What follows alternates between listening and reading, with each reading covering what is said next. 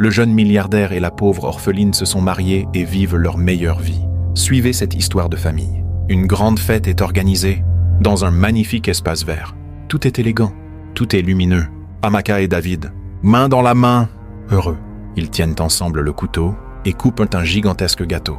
Les invités applaudissent. Maman David, rayonnante, applaudit avec fierté. Dans les airs, invisibles aux yeux de tous, les parents de Amaka apparaissent, souriants, fiers, leur regard posé sur leur fille, comme s'ils disaient « Nous avons accompli notre mission ».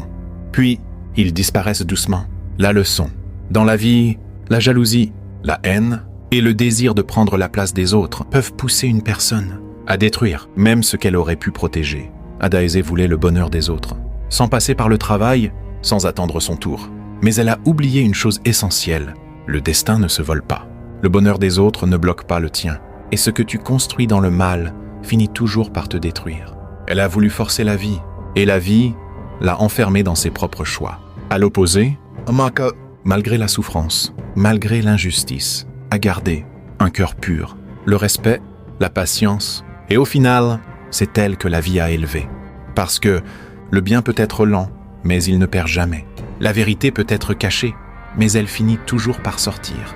Et la justice arrive toujours au bon moment. Peu importe le moyen utilisé pour empêcher l'étoile d'un innocent, elle finira toujours par briller. Mais cette histoire nous montre aussi d'autres vérités. Gaston et Charlotte sont morts, mais ils n'ont jamais abandonné leur fille. Cela prouve une fois de plus que l'amour des parents ne s'éteigne jamais. C'est aussi là le rôle important qu'a joué les parents de David.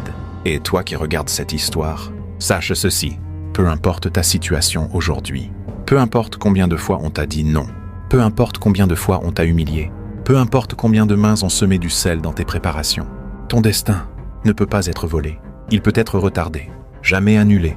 Continue de marcher, continue de travailler, continue d'aimer, et laisse le ciel faire le reste. Obi a ignoré pendant longtemps l'importance d'une famille. Il a fermé les yeux sur ce qui comptait vraiment.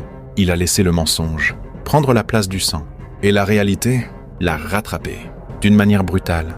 Aujourd'hui, il a compris qu'une famille ne se remplace pas, qu'un lien de sang se protège, et qu'ignorer la vérité peut coûter toute une vie. Aujourd'hui, Obi a véritablement compris que la famille, c'est sacré. La famille, c'est la racine.